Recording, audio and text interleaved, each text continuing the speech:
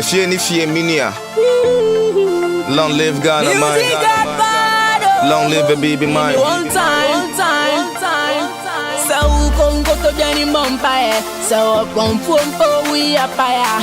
I'm ready, but to you. Ghana, man, but to you. When me free Ghana, me man penny a wodi kanu your friend on Dr. Nkrumah. Me mini say na woni my dear na boy your mama. Asemba coupe bi na me nte ya eya me nwanwa. Here ono na je fan hu die. Ye na raya sasenie eya body de ma ye. Moja na no hwe gunya de to ho ma ye. Edru me ne wo to say ye be ye bi ato aso. Tie Ghana de be ye me ne wa. Ye me ne odi na me ye me ne odi a o. Wo so no bi anya bi o.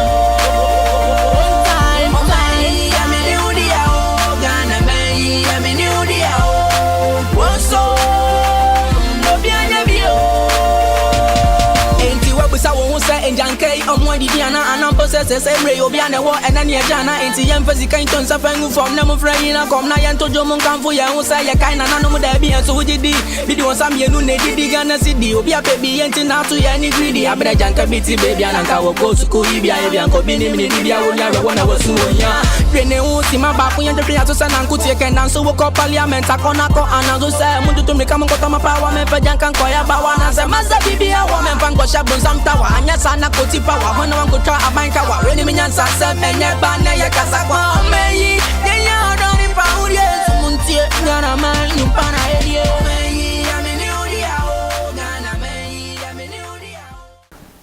Hello and welcome to another edition of Diaspora Weekly. My name is Jermaine Nkrumah and I'm joined by an amazing young lady who's been here before. The last time I think she was here, she was part of a coup d'etat. But you know what? We'll save it for another day. We'll save it for another day. I'm not going to go there. It was a good coup d'etat, but let's just say it surprised me quite a bit. But you're not going to meet her until I get to the jangle. So stay tuned for my jangle today.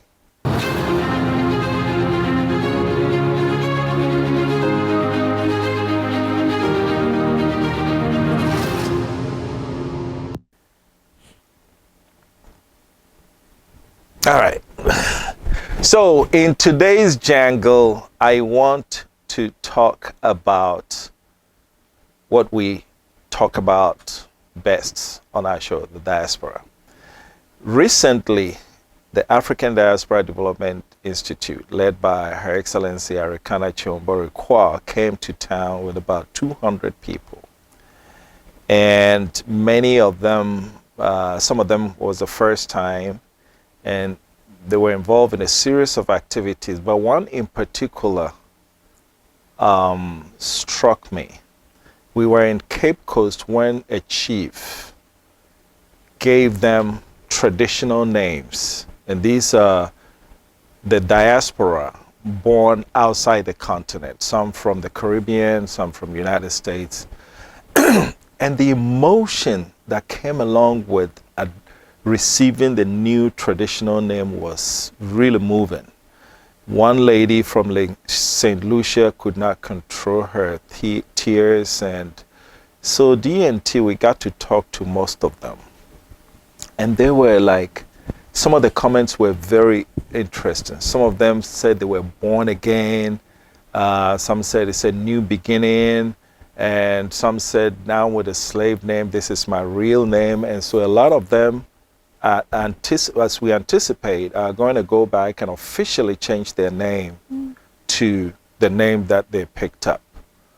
And so it got me thinking. There were two schools of thought. One lady in particular said her given name represented a long history of resistance. And so in as much as she doesn't want to trivialize the new name that she picked up, she wants to maintain the old name because it has a history. It's not just a name.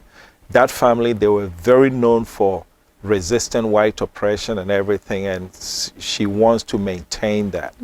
So the jangle today is about this. If you picked up if you were a person of African descent, you came to Ghana, you picked up a traditional name, would you keep it and use it to replace the quote-unquote slave name, or would you add it to the existing name? It was two arguments that I found very interesting, and I'll be curious what you think should be the case. And so for today, that's the jungle. Stay tuned. We'll be right back, and we'll meet my guests.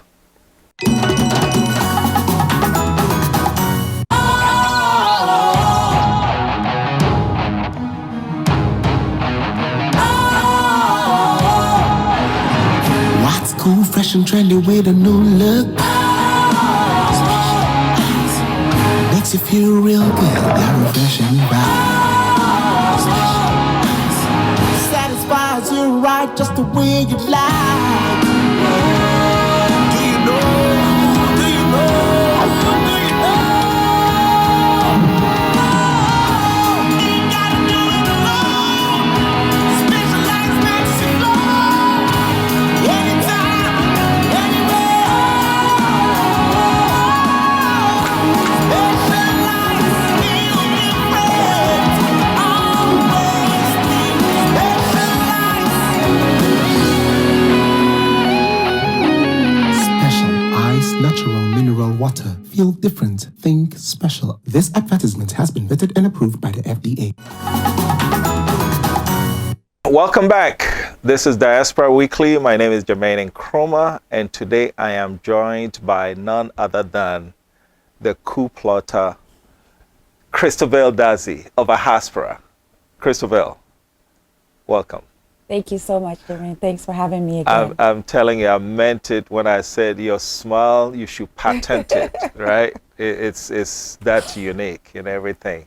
And just to be clear, the coup wasn't anything bad. We were sitting like right here, and I'm interviewing you and Gail Newcoy. Correct. Everything was normal, not knowing that you guys are party to a surprise birthday party that just took me completely unawares. How did you guys pull that off? Jermaine, you see, life is short, in my opinion. And I always tell people in my radicalness that if I had my own way, we'll turn every funeral into a party. There you go. Not the funeral part, but if I can celebrate anybody, I'm game.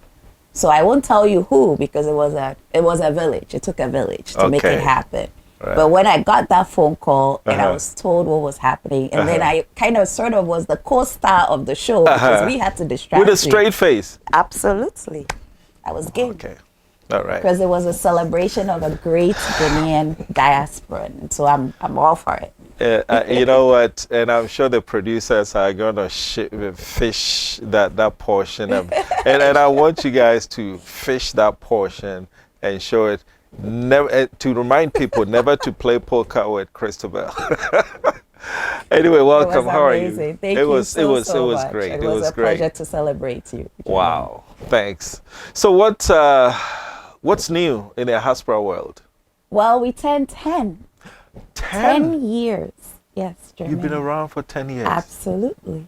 So you started this in 2011. April wow. 16, 2011. Wow. Yes. After that plane ride in 2010 that I was coming back home, it was a decision that I wanted to come and give back. And I could tell, living in U.S., Washington to be specific at the time that... Washington State or D.C.? D.C. Okay. Yes. I realized that if I didn't make that journey then, for several personal reasons, it would never happen. And so in January 2010, I told myself by end of the year, I'm out. And on June 1st, 2010, I was on a plane ride coming home and literally had a dream where I thought, how cool will it be that the plane would have been filled with people like me coming home. And as I knew only me doing that journey back, I got home and then started writing my experience, the good, the bad, and ugly of coming back home. At the time, I wrote on Facebook notes, and it was amazing, the feedback. So here were all these people that had come home like me. This was around right after the US economic crisis. So you had a whole bunch of people who were laid off, didn't have papers anymore, and came home, not because they wanted to, but because of the situation. And once they made the journey and got home, they actually were running the country. For the first time, young peoples were like CFOs of Vodafone and the MTNs and the banks, so within the finance sector. And it was just amazing to watch. And I would write these random stories. Like I had an epiphany once. I didn't understand. I'm a hardworking person and I praise myself for that, for better or worse. But when I came to Ghana, I felt like the 12 hours that I was putting in the US so easily, it was so difficult. And it took me a while to realize the problem. Heat and traffic. Oh, so the 12 hours that you put in back in the States easily. Yes, working. Over here, it was difficult. It was so How difficult. so? I was always tired. So then I started thinking, what is going on? Then I realized two things, heat and traffic. So the heat drains you in a way you can't really tell, right? And then traffic. So say I'm driving from, at least I was blessed to be at my mom's at Tesano, but from Tesano to say East Legon. I spent 2 hours in the morning, 2 hours in the evening. That's 4 hours gone. Yeah. Driving myself is What, energy was the gone. N1 constructed at the time? The N1 was there. The N1 Okay. has been there for a bit. But the traffic on the N1 defeats the purpose of the N1. So it's those kinds of things. Wow. So I was actually just telling real stories. Okay. So for those who had returned home or for those in the diaspora, they were like, oh my God, I just experienced exactly what you're saying. Or, oh wow, maybe I can do this because somebody is doing it. Then for those who were home, I got bashed. Wow, why so? You think that you've come in, you're too known, you're putting Ghana on the map negatively, you have all these problems, ahanya brochure, we're good, Wow. you've been good. Why are you saying all these things? So then I realized really quickly, there's something here. There's a divide. We're all Ghanaians. We all have an important role to play, but there seems to be a divide between those who've left and those who haven't left. So I was piecing these stories Right. together. So the people who in Ghana who were bashing you, were they fellow returnees? No. Or, okay. No. So in their opinion, here was the too known returnee who thinks they know everything. Abroche is better than Ghana, speaking bad of Ghana. But no, I was trying to get people to understand some of the things that you go through on your daily basis Right. when you come home. Well, you see, I want to explore that some more. But in order to contextualize it, you were born here or back in the States? I was born here. Here. So I was born in Ghana. 6 months later, I moved with my family to Burkina Faso for my dad's work. Okay. We lived outside Ghana for the first 7 years of my life. Came back, did high school, and then went to college in the US. So all told, how long were you in the States? About 13 years. 13 years. And at the time that you returned, the 13 years that you spent in the United States, was that longer or shorter than how long you had been on the continent? It would be about the same, but then it was more of my adult life. Okay. Right. All right. So, and the reason why I asked this is this. So 13 years in the United States were all exploratory. You were wide open and you were looking. Absolutely. But let's say the 13 years or so that you were on the continent before you left, yeah, probably 4, 5, 6 of them, you didn't know anything. You were a child. Absolutely. All right. So when you come back and you're, looking at these things, talking about these things, at some point, people should know that you're not just poking holes into this out of the blue. Yes. It's because of something. Yes. The question is, do people want things to remain as they are in Ghana, or do we want to improve? That's the Because if you want to improve, you have to zero in on what's not working in order to improve upon them. Which is what But I here thought you also. are, when you put a focus on what's not working, you're too known. How do we fix that problem? I think in general, and I love my country. I mean, like I said, I got up. Nobody asked to be when Yeah. I came back, right? Yeah. But I came back to contribute towards the solution. I call it the progress train movement.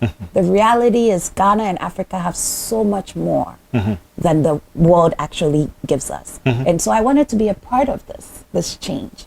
And with that mindset is when I was telling those stories, really to say, others, if you're coming, prepare yourself well, come for whatever reasons, all of that. But, you know, I'm a development worker, so I'm all about poking so that we can fix. And that's it. And I don't do it as a returnee, as a diaspora. I do it as a Ghanaian. So the question now is, diaspora returnees, when we see something that's not working, should we shut up? Absolutely not. And I will say the same thing to people who are already home, have never left. Bottom line is we need to be citizens, right? And being citizens means that you're exploring, you're checking, you're speaking up, but you're also acting, which is important. Because a lot of the times too, we just talk, which really comes back to the birth of Ahaspora, because I found myself complaining for a good almost a year. And then I said, you know what? Complaint over, let's get to some solutions. Okay, so when we return, we see things not working, we complain, and we tune on. Yes. Those who never left, do they complain? And that's the joy of it, because when they complain, they're not too known. You're in the media space, right? You listen to morning radio shows. What are they? They complain about everything. Yes. But, and that's the thing. I'm going to look in this camera and look, this conversation is not over. We are going to have this conversation. And those who are not comfortable with it, I am sorry. Why is it that two Ghanaians, one complains about things not working, oh, but he's a local boy, it's okay, he can complain. Another complain about something not working, but he just returned, oh, he's too known. Somebody explain to me, what is the difference? Right. There actually is no difference, but I think there is some understanding to the issue, and I've grown to appreciate that, which is that there was a gap in when you were not in the grind, so to speak. And we were here and we set things up for you. So that right there is false. I'm just saying. But thank you, because we'll have the remittances conversation. Yeah. And I actually like to have a conversation past remittances, which is human capital. As far as I'm concerned, I was a self-imposed ambassador of Ghana in the US. Yeah. I wear my fabrics on my sleeve. Every other sentence in my college, you can ask. But some will say when you leave your nationhood. No, not for a second. I actually even embraced it more because I felt like at that point, it was a mandate for me to spread the word on Ghana, for me to represent. Because think about it. I went to a predominantly white college for undergrad. When I got there was 6 Ghanaians, but before us, it was 1 Ghanaian, right? And so the issue there is that the pressure on you to be a certain way and represent your country positively is very high. By my junior year, there were 30 Ghanaians. Why? Because we showed them that Ghana people are good. And they started coming, doing admissions trips and bringing in more Ghanaians. Look at that. Now at home, I was just one of us many. So I didn't necessarily have that pressure to be something different. Right. But when you go abroad, and I'm not saying I'm generalizing, right? But I do feel that for a good citizen, there's this pressure on you to make sure you put Ghana in a positive light. So we play a major role. Yeah. And so when you came back, first of all, I admire you for coming back, because you were in America for just 13 years and you were still young. Yes. You had the world to explore. Absolutely. Professionally and everything. But then you woke up one day and said, nope, I'm going back. Why? And that's actually what it was. At the time, I could tell I was comfortable rising through the ranks at work, making more money, getting more settled. Next thing you know, I'll get married and have kids and all the 9 yards, and that's it. I won't never come back. Yeah. So I had to remember, and honestly, it's something in us. My grandfather was patriotic beyond belief and made sure we understood the words of the Ghana national anthem and all of this. He was Ghana's first director for public prosecutions, which is now special prosecutor. That role, first Black African in that role. So just to tell you how involved he was in governance and politics. And so that's what I grew up understanding, that I had a role in Ghana that is bigger than me. Okay. You know, to whom much is given, much is expected. My parents have given me an education. Go and work a bit, come back home. Okay. So it was always at the back of my mind, even throughout my education and working in the US. And that, no pressure, nobody actually said it to me. I did watch my brother do it before I did. But it was always there that at a point, you need to come and give back something. And that's actually what got So me you were on the plane. ranking, you were rising within the corporate ranks, young, smart, and then you gave up a whole lot of dollars. That's a whole lot of dollars. Care to say how much? No, Annually? mine was actually very bad because I took a job in the World Bank as a local because I'm Guinean. I don't have a US passport. So my move was even extra because I was coming back home, and that's why I tell people it's a mission, Okay. right? Because I didn't come back for the money. I slashed my salary into 3. Wow. Any regrets? No, not for a second. Okay, we're going to turn off the cameras. And now, any regrets? Not for a second. Wow. Well, at the cameras off. Overall, no. Because the reality is the impact that you can make here, I couldn't have, well, I shouldn't say I couldn't have. More likely than not, I couldn't have made in the US. Okay. That was my drive. Okay. The fact that when I got home, an aunt of mine told me about a little girl who needed 160 cities a term. 160 cities a term to go to school. And because of that, she would never enter a classroom. Look at that. 160 Ghana cities. 160. What is that in dollars? At the time, 5 exchange rate. So, look at that. and I paid 160 cities, and this young lady today is in JSS. About at to that. enter SSS. Look at that. In the US, probably same would be what? Yeah. $1,000. Yeah. So Yeah. that was the motivation. impact that you can make. Absolutely. So what does it say to people? I'm sure you have friends that you left who were probably on the same trajectory as you were, who remained. Yes. When you speak with them, what's the conversation like? On the money front, they don't believe me. So now I'm on TV and everybody will realize that I'm not joking about that. Rising, so there's a, I don't even know what it is. There's a fulfillment that I have that they don't. And they genuinely say it. They come visit, they see how we're doing well. You know, maybe I'll go and meet some minister because of the work I do. And they don't have that access. They don't have that exposure, right? They are just another immigrant in the US. And I am in Ghana, you know, and I can point you to projects I've worked on and developments that I've been able to contribute to. Right. Intrinsic rewards, which is what it seemed to me you're telling me about. Yes. Is that big a deal? Maybe not for I mean, look, let's be dramatic about it. Here's a few $100,000 in raw cash in my bank account. Give that up. Here's intrinsic reward. Oh yeah, you feel good about, really?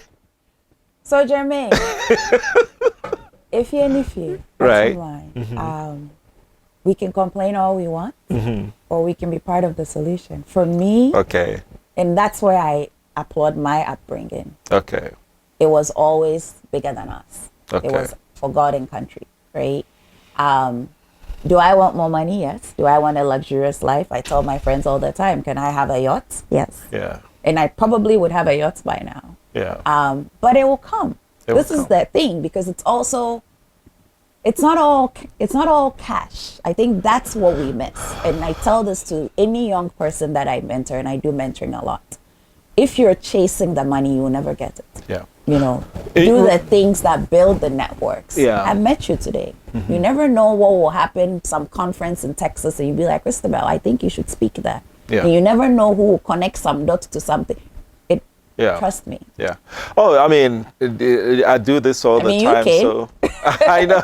And let me tell you, The things that you give up to come, everyone had their own story. Yes. And when you come back and you know what you've given up to come back to try and make a difference, and yet the pushback, you were talking about it, say people feel like they're the ones who set this place up for you to come and enjoy. Right. Tell me why that's not true.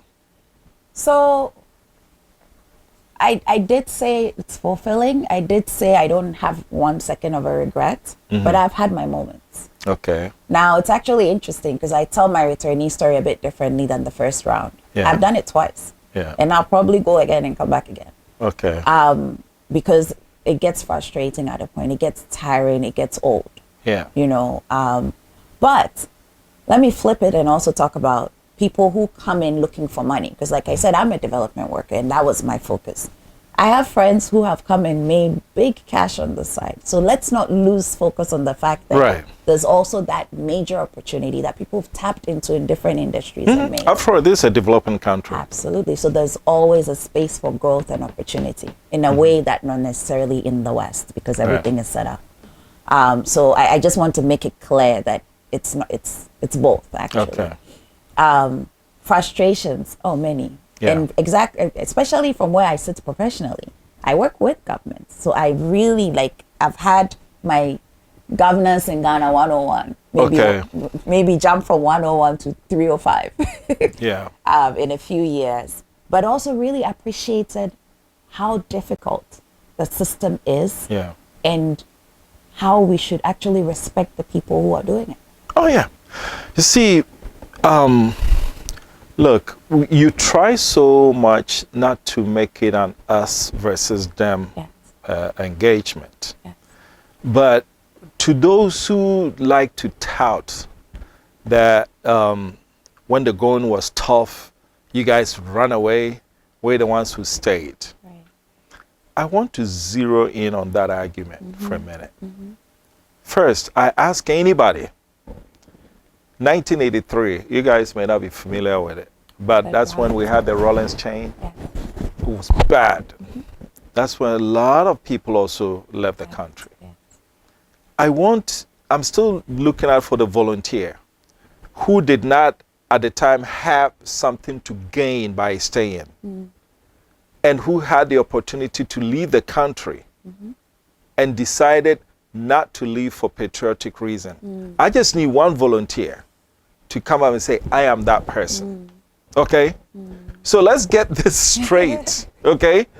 People who had the opportunity left. Yeah.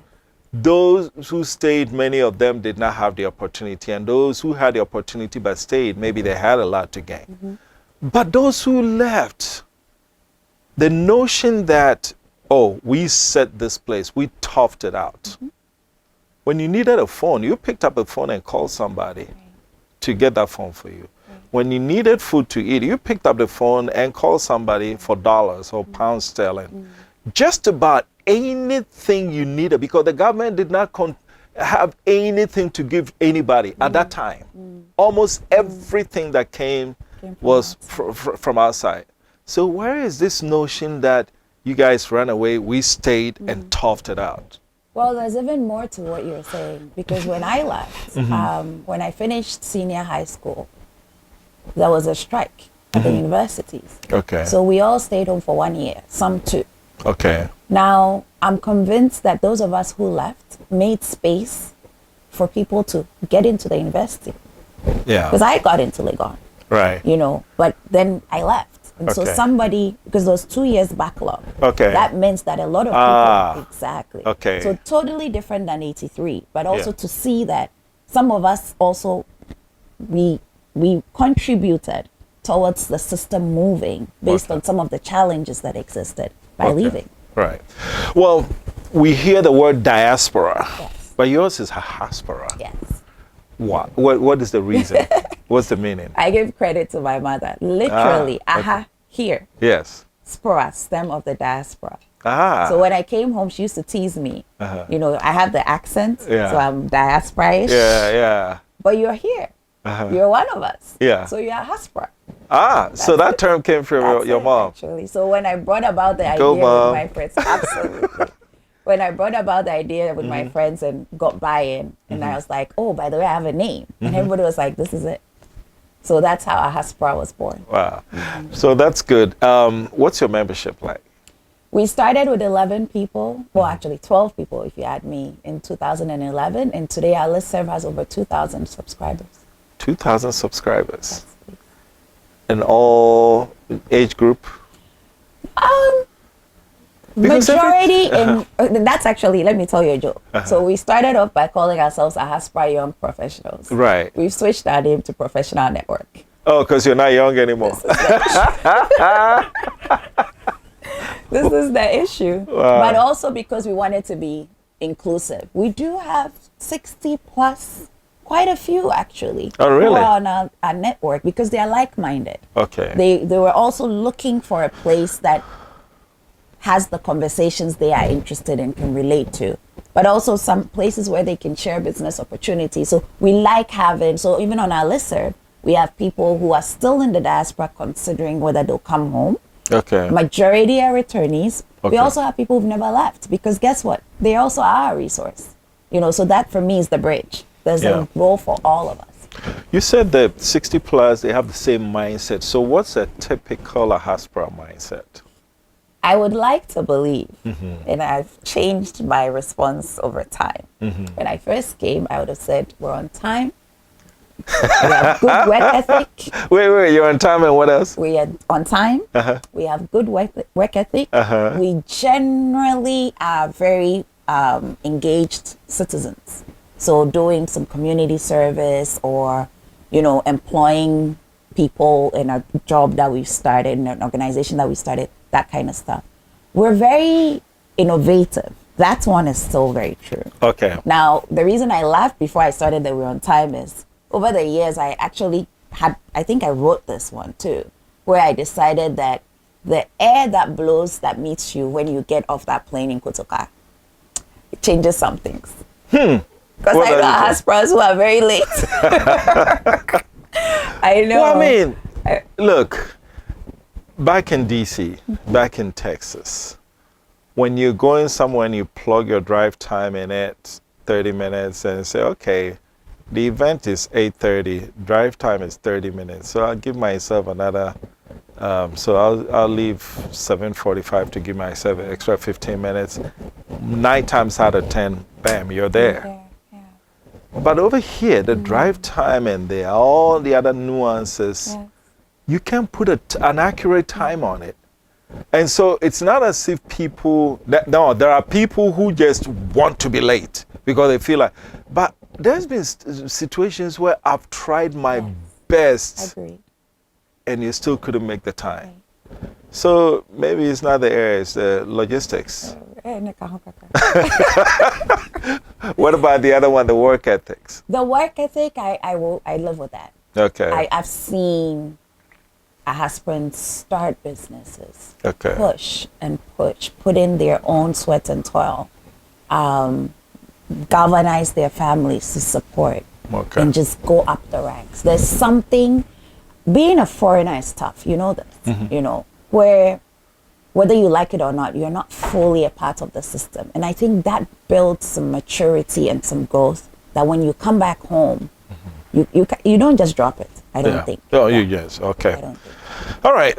Well, we're going to go on a quick break. When we come back, we'll have a continuing conversation with Christabel Dazi, founder, CEO of Ahaspora. Credit Mommy.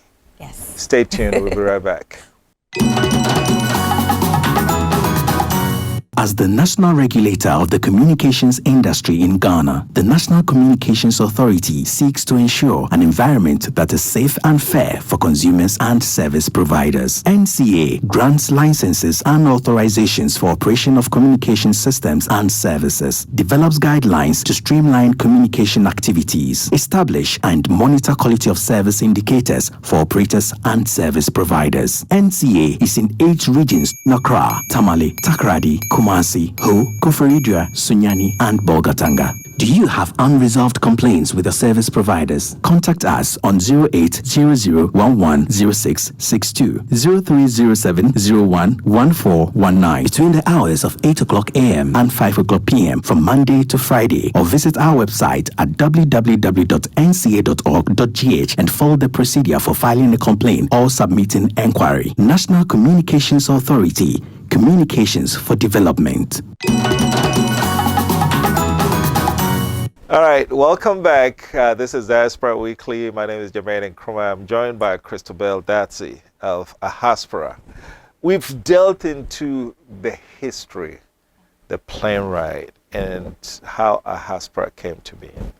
And now you are putting together what you called Ghana Action Forum. And you know what I like about this? You have a cocoa bean. I do. Tell me about it. So, a part of the mission of Ahaspora is really that whole idea of just not talk and complain, but do something. That was really the birth of what we did. And it created a slogan we use actually for our mentoring program, which is changing mindsets. Okay. So it's all about evolving and fixing, or at least contributing towards it. So even prior to this, we've been having what we call Ahaspora Action Forum. Okay. And these are to pick things happening in society, get a small group, talk about it, and then identify ways we can contribute to help. So one example, I'm sure you remember the Mawako saga. There was some employee-employer issues. So we put together a team, we brought some lawyers to explain to us the labor law, because I also find that a lot of things is just ignorance, right? Right. And then really pushed in that. So over time, we've just really tried, be it in our mentoring to young people, we've now reached about over almost 1,000 youth since we started the mentoring program. Okay. We are always trying to act. So as we were thinking through celebration of our 10th anniversary, and I still, every time I say the 10, I'm actually surprised, but we wanted something different. So we wanted a thought-provoking thought leadership event, but we just didn't want it to be an event. So we thought through the idea of a Ghana Action Forum, meaning that we'll sit together and have the discussions, because you have to deliberate to create the action. But in the room that day, based on who we have speaking and who we have, we're actually going to create some actions. Okay. Now, I'm not ignorant to the fact that not all of them will work, but I want to see some things that 5 years from now you can say, I was in that room at Kempinski Gold Coast Accra on December 29, 2021. In December 29, 2024, we built the school, as an example. Or we started this organization, or this real estate agency got some investment as a result, and actually be able to say, because we tend to, a lot of the time, just say, government, do this, government. We all have a role to play. I believe that's actually what democracy is. So beyond the voting, in between the voting, what are you doing? Democracy is about what? We the people, right? We have the biggest work to do in a democracy, in my opinion. So that's what the Ghana Action Forum is going to be about. We have different renditions of the flyer, but the cocoa for me is my favorite, because I still believe in Ghana, cocoa, chocolate now. Oh, God. Yes. Ghana chocolate. Yes. The best. Absolutely. You talk about action, being, playing a role. When you look at developed countries, and I always use United States as an example because that's what I know best, you find that at the federal, state, and local governments, all three levels employ what percentage of the workforce? Do you have an idea? About 16%. Very small. 16%. And we're 90. So the remaining 84% of all jobs in the United States, private sector. What do you think those numbers are in Ghana? I believe public is 90%. Formal jobs, that is. Yes. So we tend to want to change this country, but everything is placed on the shoulders of the government. Yeah. The government can do so much. First, people don't pay their taxes, and then and so the government has to borrow, and you know, it makes you wonder if people did more within the private sector, this could all be a completely different story. So why do you think, what got us into this government mode? I dare say it's a lot of our foundation. So the whole socialist structure kind of helped that from the beginning, where there needed to be a little bit for everybody. So we've come way past that, but we still have a constitution that is very government driven. Unitary. You know, and so every time I have the opportunity to speak to anybody that matters, I actually make sure I use the phrase that government needs to be an enabler, not That's a it. doer. That's right? it. Open up the system so that the private sector can drive growth, and that is so important. And I think we're doing better, to be honest. I'm just looking at the last decade I've been home, in that vein. But we have a long way to go. Yeah, and then you also you're also mentoring young people. Yes. Young people mentoring young people. Yes. How does that work? So once we were established, a big thing for me was for us to have something that would be our give back. Okay. And we had a whole discussion and then decided that mentoring was it. But then we also needed to decide what age. And initially we were like, oh, university, it's easy. They're closer to our age. We can be big brother, big sister. And I realized, I said, no. If you don't start early enough, you won't be able to really change the mindset. So we went for high schoolers. High schools, okay. Yeah, so every year since 2013, we bring together 100 high schoolers across the country in a room. We expose them to people that they probably will never meet, to tell them their story, how they got to where they were, and encourage them to be part. And then we do some very practical exercises. We have a session called Say It Like It Is, which is one of the best. We divide the young men and the young women, and we have real conversations. In school, nobody's talking about sex. But these kids are having it unprotected and all of that because they don't have the structure and the free conversations, because our culture doesn't really do this stuff. So we have those conversations. And you'll be surprised at the young girl who will later on come and tell you about some abuse she went through that she could never speak about because it's a no-no in Ghana. But it's, for me, I'm picking examples of the little things that change the lives of these young people. Today you follow that girl and she's school prefect because all of a sudden she's gained her confidence. There you go. She's realized she's a somebody. And I'm telling her, you know, we have a mantra that we need to leave the place we were better than we saw it. So you had better not put a sachet water on the ground in front of me. It's not happening. Those little things that make a difference to when you become an employer and employee. That's what we focus on. And this thing is so important. Like they say that like it is. You say, I've noticed that in Ghana, our society is very conservative. Don't say, you can't say this. But then people need to hear those things. Yes. So when you see that kind of result in your engagement, right? You see the impact. At some point, it must have crossed your mind that maybe we need to blow this up and approach the Ministry of Education and said, how can we broaden this project? Absolutely. Has that ever come up? Oh, it has. Well, I didn't go to Ministry of Education, but for example, I went to a school which will remain nameless.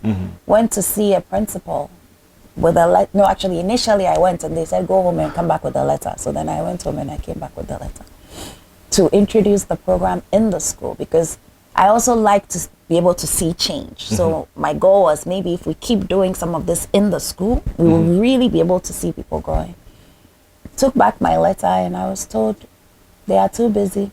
They are not interested. So I just went back into my little corner and continued my mentoring program outside of school. Wow. Yeah. Just like that, we're too busy. I was really They didn't even surprised. try to lie about. Oh, no. Wow. So there's something there also to be changed, which is even within the educational structure, who is giving off the education? What mindsets do they have? Yeah. But you know what? That's big. That's why I'm not Minister of Education. God bless him. Yeah. I will keep meeting my kids, 100 in a day in December, 40 throughout the year. Assign them with big brothers and sisters who are aspirants. They volunteer as mentors. Throughout the year, we have occasional meetups. And maybe that few 40 people now counting on 1,500 or so will make that change. Okay, so now let's give you the opportunity. I'm sure this program may caught the attention of either the Minister of Education or the Director General of Ghana Education Service. What is that program about, and why should they consider it? So it's called Changing Mindsets, Channeling the Future. Okay. And the whole idea is to give personal and professional growth. Okay. You know, the academics, math, English, we've kind of sort of got it. You can study, open a book and get it. But there's the nuances, the soft skills. We've been doing some coaching in the past year for a government agency, a German government agency supporting a polytechnic or vocational technic school in Ghana. And we're talking with IT students. And you'll be surprised there are IT students who don't know that your email address shouldn't be sweetpie99@yahoo.com when you're looking for a job. But I dare say I've seen it also within ministries. Wow. Yes. So it's those little things Yeah. that set you apart. Because I know if you write to me and I'm hiring and I see that email, I just laugh off and I may never read your resume. All right. That's what we're looking to do. Okay. So aside what you go and learn to become the scientist, what will make you the young person, if there are two candidates that are exactly the same, what will make you be set out is how you write. The fact that you reread 3 times and there are no typos. You know, the fact that you know how to do a summary of your story. These are the things we're trying to do, impart knowledge in the students. So absolutely, to anybody who will listen to me, you can take a chance on us. We get better each year.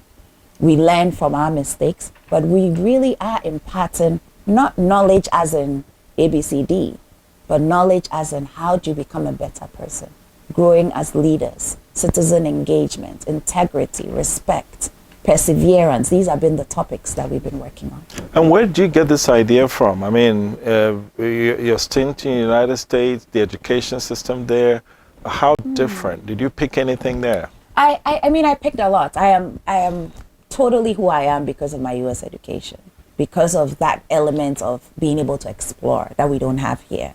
So I went to the U.S. with the intention of studying economics. That's what I put on my bachelor's application.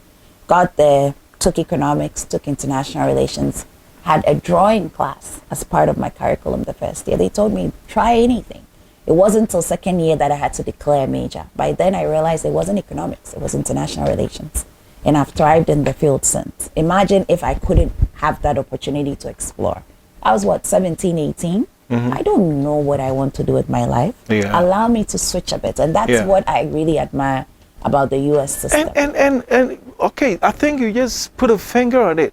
I've never understood why my children in the States, they want to do something today, the next day, no, I think I want to do this. They switch back and forth before they actually zero in on a major. So, but we don't have that option here in Ghana. So here's the story before I went to the US. I went to secondary school. We all took a math exam. The first 40 were told you have to be a science student.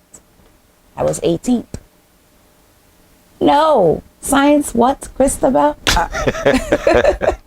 So I pled and said, no, I can't do this. They actually brought my mother in because science was seen as the best students. So after I made my mother understand that there's no way I'll be a science student, they convinced her that I should do economics, geography, math. I wanted to do French. Guess what happened? I did do the economics, geography, math. Ended up teaching most of my fellow peers who were learning French, teaching them the answers to all they needed to do. Look at that. Going to math class and not listening to anything. Got all A's and B's except for elective math. Never used elective math in my life. But that was the path that was created for me because of the system that we built. Fast forward to the US and they are like, oh, first year, what do you want to test? Test biology, test this, test that. Nothing was held against me till second year to make a decision. After 1 year of being in somebody's country, dealing with being an international student, learning a new education system, switching to spell program without MME to M only, you know, all of that.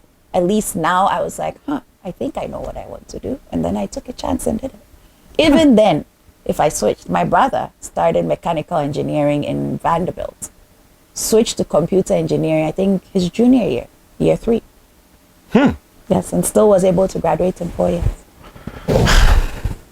But yet, when you come back and you want to, as for Ghana, this is how you bring your tune on. Well, I'll tell you what, we're going to go on a quick break. When we come back, Ghana is the center of action when it comes to global diaspora initiatives. Absolutely. So much happening. Yes. We'll talk about why. This is Diaspora Weekly. Stay tuned. We'll be right back.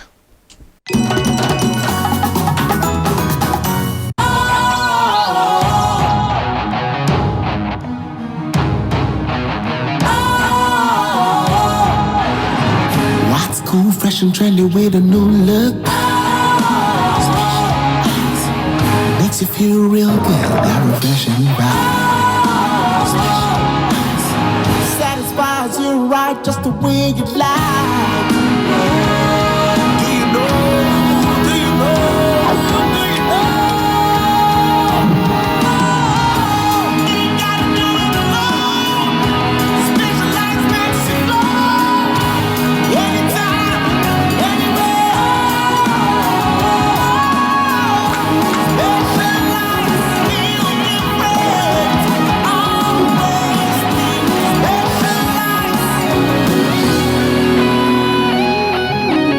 special ice, natural mineral water. Feel different. Think special. This advertisement has been vetted and approved by the FDA. All right, welcome back. This is Diaspora Weekly. My name is Jermaine Nkrumah, and I'm joined by Christabel Datsy, the smile that kills. But then the other part, the look, you don't want to see that either. In fact, she has a smile that kills and a look that kills. Hey, Christabel, killing it. We're killing it. There you go. Christabel, Ghana has been the center of, I'm looking for a particular term, but it's not coming. But it seems like everything that's happened diaspora related is happening in Ghana. Why Ghana?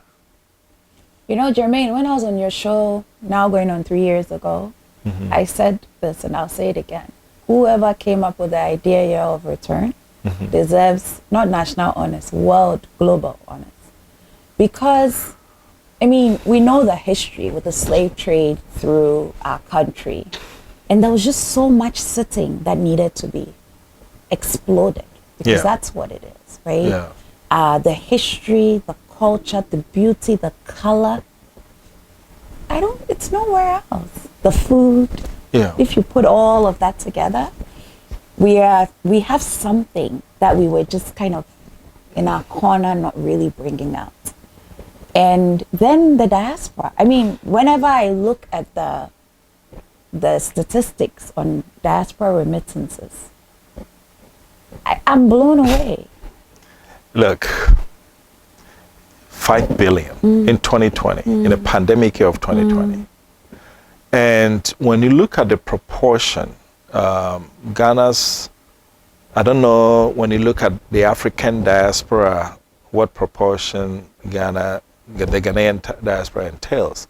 But you have to believe that the diaspora remittances were remitting far above average. But beyond that, I think the Ghanaian is a very hospitable person by nature. Sometimes they say to a fault. Yes.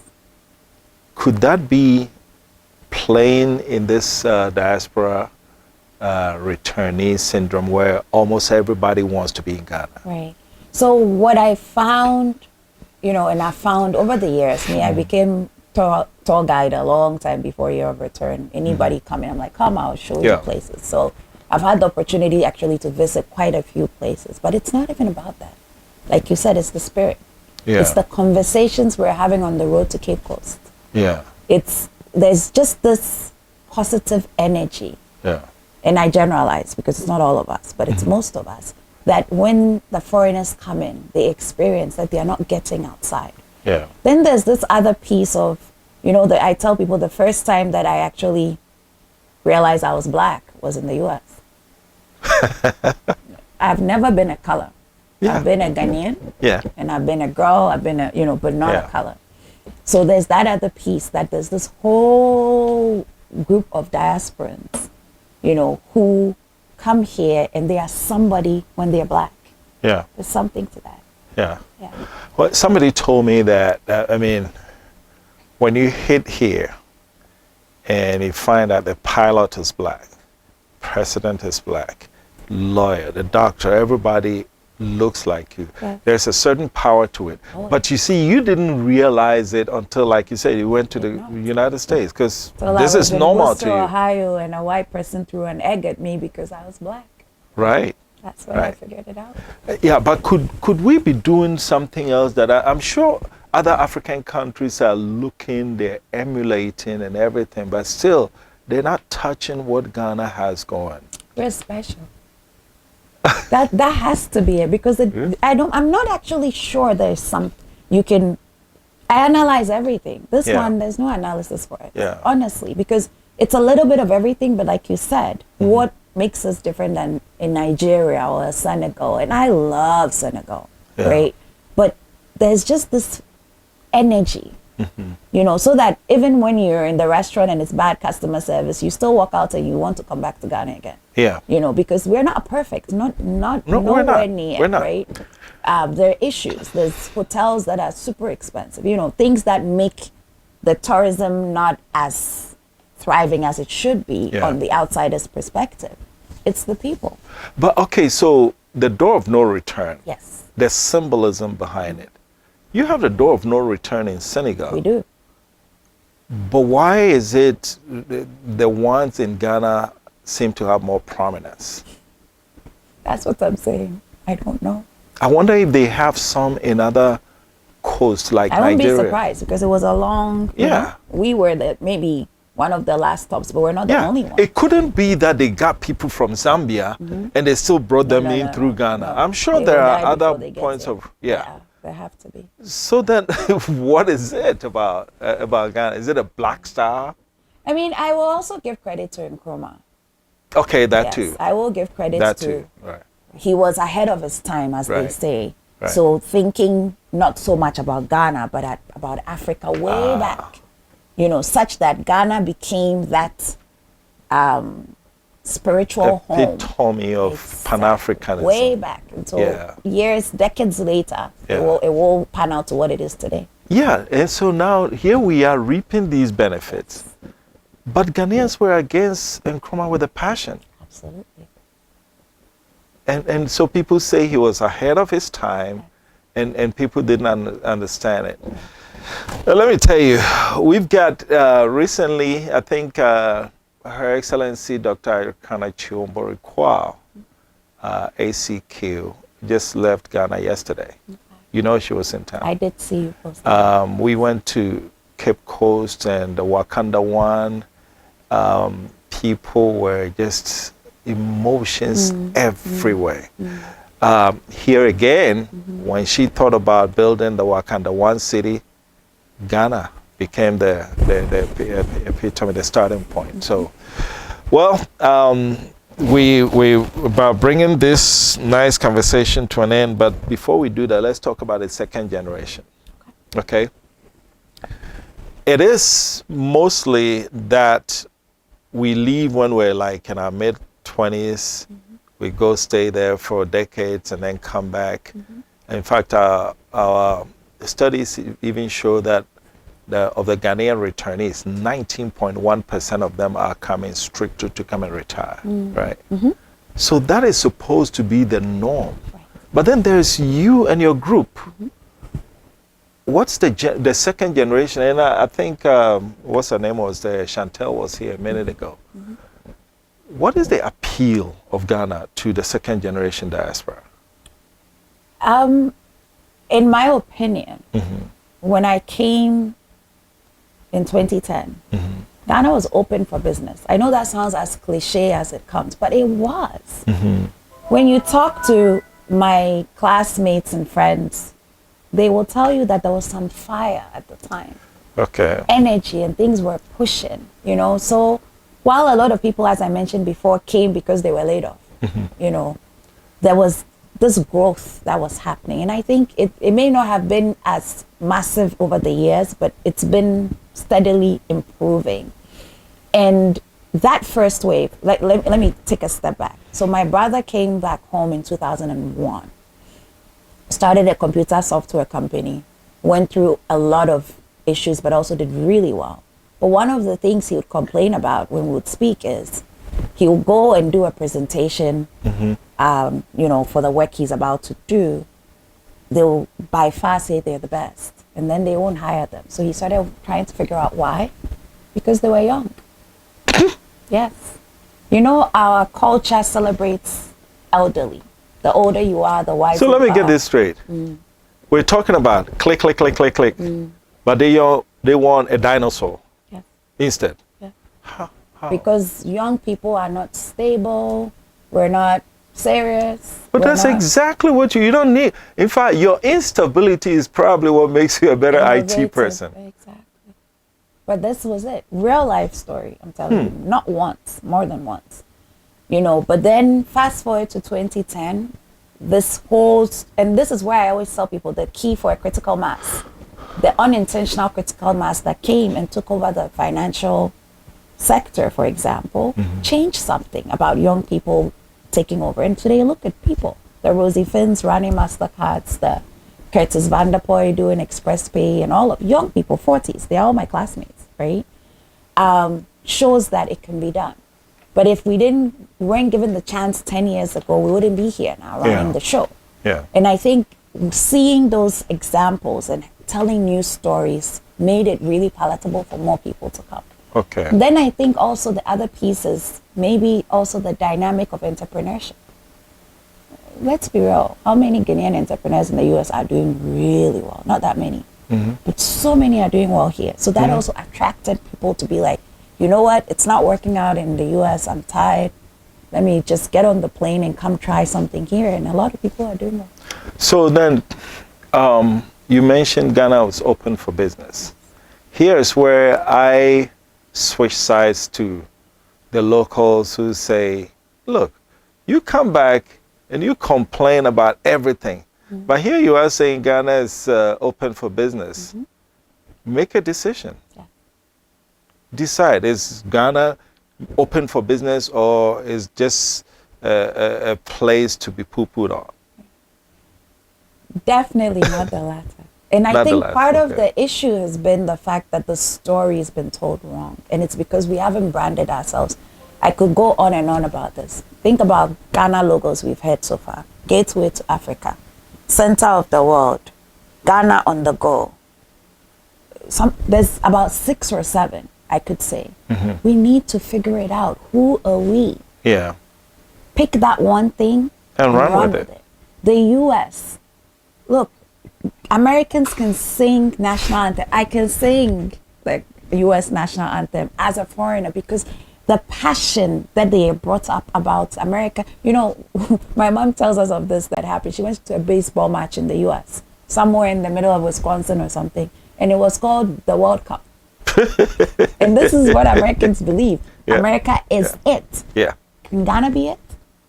But it's based on us changing the narrative of who we are and what we should be. I think I got it. Look, when if you were to settle on one motto for United States, they will tell you that motto is the pursuit of the perfect union.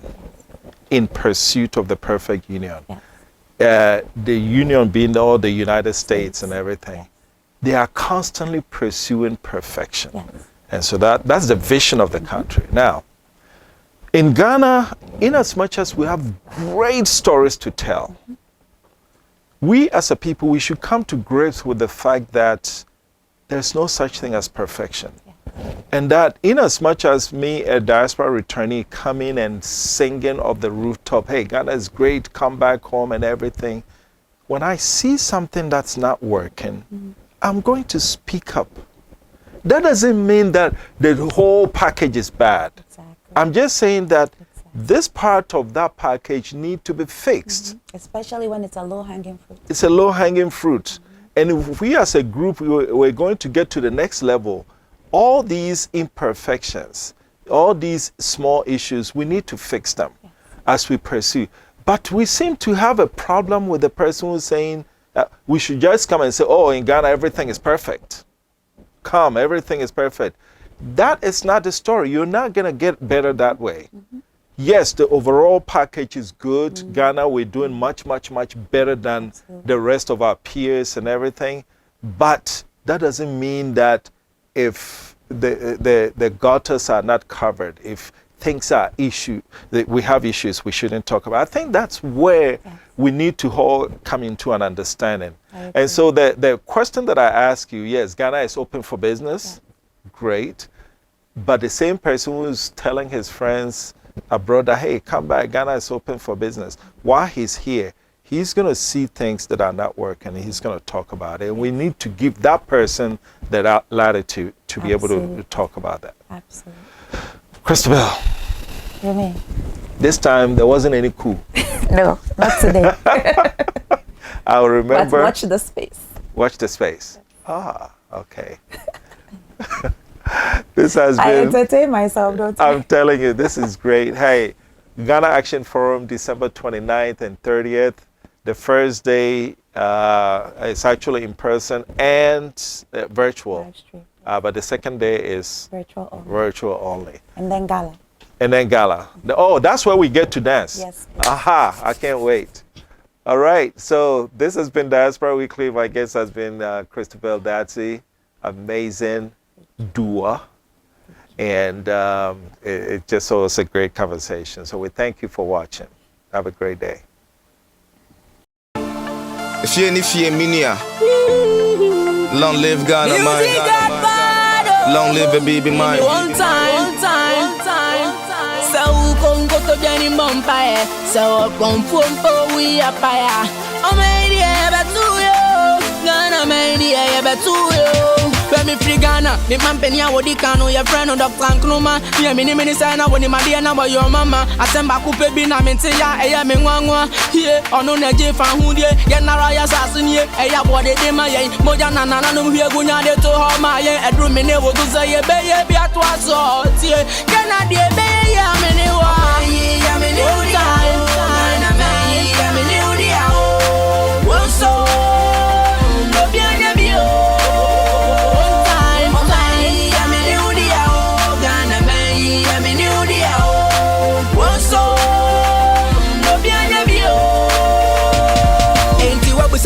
Enjankei omwadi diana anampo se bre obiane wo enani ejana enti yemfezi kan ton safengu from na mo frayina kom na yento jomo kanfo ye hu say ye kan na no mo da bi enso wujidi bi di won sam ye nu ne didi Ghana city obi apebi yenti na to ye ni greedy abra janka biti baby ananka wo ko su ko ibia ye bianko bi ni mi bibia wo nya wo na wo su onya rene hu si ma ba kun yente to sa nan kuti ken dan so wo ko parliament akona ko anazo say mundu to me kam ko to ma power me fa janka ko ya ba wana say masa bibia wo me fango shabun samta wa anya sana koti power when I want to try a bank wa when me nyansa se menye ba na ye kasa kwa